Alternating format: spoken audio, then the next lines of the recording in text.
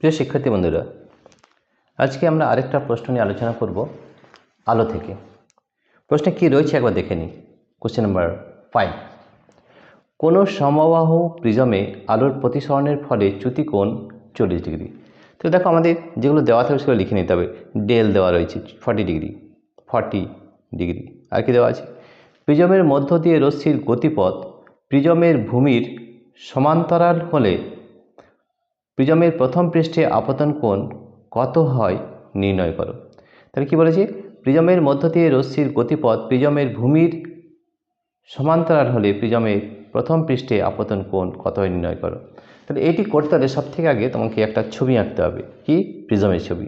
তো দেখো, এই প্রিজমের ছবি আমরা আঁকলাম। সবসময় এই প্রিজমে যদি কোনো প্রশ্ন দেওয়া হয় তাহলে ছবি আঁকলে খুব ভালো করে অঙ্কটা করতে পারবে। ঠিক আছে? তো দেখো, এটা আমাদের নর্মাল অবিলম্ব, এটা তোমরা জানো। এইটি একটু ভালো করে প্র্যাকটিস করে নিতে হবে। ঠিক আছে? কারণ এই ধরনের প্রশ্ন কিন্তু পরীক্ষায় আসবেই। ঠিক আছে? এবারে কি বলা আছে? এই প্রিজমের মধ্য দিয়ে রশ্মির গতিপথ প্রিজমের ভূমির সমান্তরাল। তাহলে প্রিজমের ভূমি কোনটা? এইটা এবিসি। তাহলে এবিসি যদি আমাদের একটা ত্রিভুজ হয় তাহলে বিসি হচ্ছে প্রিজমের ভূমি। তাহলে প্রিজমের ভূমি দেখো, এই ধরনের যদি এটা সমান্তরাল হয়, কার সঙ্গে? ভূমির সঙ্গে সমান্তরাল, অ্যাঙ্গেল I1। ঠিক আছে? তো এটা কি হবে? ভূমির সঙ্গে দেওয়া আছে, এবং যেটা নির্গত হবে, ঠিক আছে, যেটা নির্গত হবে সেটা কিন্তু আমাদের একই হবে, I2। এটাও I2, এটা হবে I2। ঠিক আছে? তাহলে দেখো, আমাদের কি হচ্ছে? ভূমির সঙ্গে সমান্তরাল যদি হয় তাহলে এখানে শর্ত হচ্ছে I1 সঙ্গে I2 সমান হবে। রাইট? তাহলে আমাদের শর্ত আমাদের প্রথমে বলে দিয়েছি I1 = I2, এটা কিন্তু বলে দেওয়া আছে। I1টা কি? আপতন কোণ। কোনটা? প্রতিসারক তলে একটি। আর I2টা কি? নির্গমন কোণ। রাইট? তো দেখো, আমাদের যে প্রিজমের ভূমির সমান্তরাল হলে প্রিজমের প্রথম পৃষ্ঠে আপতন কোণ কত হয়, অর্থাৎ I1টা আমাকে বের করতে দেওয়া হয়েছে। I1 এটা আমাদের বের করতে হবে। তাহলে খুবই সহজ। আমরা কি কি ফর্মুলা জানি সেটা আগে লিখে নিই। দেখো, এই কয়েকটি ফর্মুলার মধ্যে কিন্তু, তাহলে সবথেকে প্রথমে এই ফর্মুলা লিখে নিই। ডেল = হয় I1 + I2 - A। রাইট? ঠিক আছে? আর 2 নম্বর হয় A = R1 + R2, এটা আমরা জানি। 3 নম্বর হয় আমরা এখনই করলাম। তাহলে এই প্রশ্নগুলো কিন্তু ডেল হবে I - R যদি since I is greater than R। ঠিক আছে? I is greater than R। আর 4 নম্বর ডেল হবে R - I যদি R is greater than I হয়। এটা I করলাম। ঠিক আছে? 4 আর 5 নম্বর ফর্মুলা হচ্ছে, এই কয়েকটি ডিসটেন্স তো আমরা জানি, মিউ = হয় sin I/sin R। এই ফর্মুলাগুলো কিন্তু মুখস্থ করতে হবে, নাহলে কিন্তু পরীক্ষার খাতায় কোনো অঙ্ক করতে পারবে না। 6 নম্বর হচ্ছে, এই কয়েকটা অঙ্ক যদি করে নিতে পারো তাহলে কিন্তু খুব সহজেই কিন্তু করে নিতে পারবে এই ফর্মুলাগুলো। তাহলে ডেল = হয় μ-1 × A। এই 6টি যদি মুখস্থ করে নাও, এর বাইরে কিন্তু কোনো প্রশ্ন থাকবে না। ঠিক আছে? তাহলে এই প্রশ্ন দেখলে, এবার দেখো কী কী দেওয়া আছে। তাহলে আমাদের শর্ত দেওয়া আছে I1 = I2 দেওয়া আছে। তাহলে আমরা ধরে নিলাম যে I1 = I2 সমান I ধরে নাও।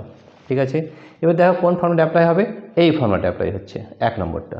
তাহলে ডেল = আমি আর লিখছি না, ডেল হচ্ছে চ্যুতিকোণ। Del I1 + I2 - A। Right? তাহলে I1 = I2 যদি হয় তাহলে আমাদের I এর সঙ্গে I ধরে নিলাম। তাহলে এই ফর্মুলাটা আমাদের কনভার্ট হয়ে যাবে 2I - A। ঠিক আছে?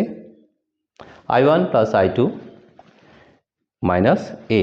ঠিক আছে? তাহলে I1 কত হয়েছে আমরা I ধরে নিচ্ছি, তাহলে এটা হবে I + I - A। রাইট? তাহলে I + I - A, অর্থাৎ ডেল = হয়ে যাবে 2I - A, 2I - A। এটা একটা সূত্র। কখন? যদি প্রিজমের সাথে আমাদের যে রশ্মির গতিপথে যদি ভূমির সঙ্গে সমান্তরাল হয় তাহলে I1 = I2 হয়। এটা আমাদের শর্ত বা কন্ডিশন। ঠিক আছে? তাহলে ডেল হলো 2I - A। এবারে বসিয়ে দাও। ডেল কত আছে? 40 ডিগ্রি। আর কি দেওয়া রয়েছে? কোনো সমবাহু প্রিজম, এটা একটু ব্যাপারটা জেনে রাখো। সমবাহু প্রিজম মানে কি সেটাকে জানতে হবে। সমবাহু প্রিজম হচ্ছে এই ABC। ঠিক আছে? তাহলে সমবাহু মানে কি, সব বাহুগুলো সমান, এই বাহুটার সঙ্গে এই বাহুটার সমান, এই বাহুটার সঙ্গে এই বাহু, তাহলে তিনটি বাহু এক অপরের সঙ্গে সমান হয়, তাহলে কোণটা কত হবে, 60 ডিগ্রি হবে। তাহলে অ্যাঙ্গুলার প্রিজম দেওয়া আছে, তার মানে অ্যাঙ্গুলার প্রিজম হচ্ছে 60 ডিগ্রি, রাইট। তাহলে এখানে আমাদের ডেল ইজ ইকুয়াল টু হবে 2i minus A 2 into I. I কত দেওয়া রয়েছে, আইটা আমাদের বের করে নিতে হবে, ঠিক আছে। 2 ইন্টু আই অর্থাৎ 2i মাইনাস এ, আইটাই বার করতে হবে, ঠিক আছে।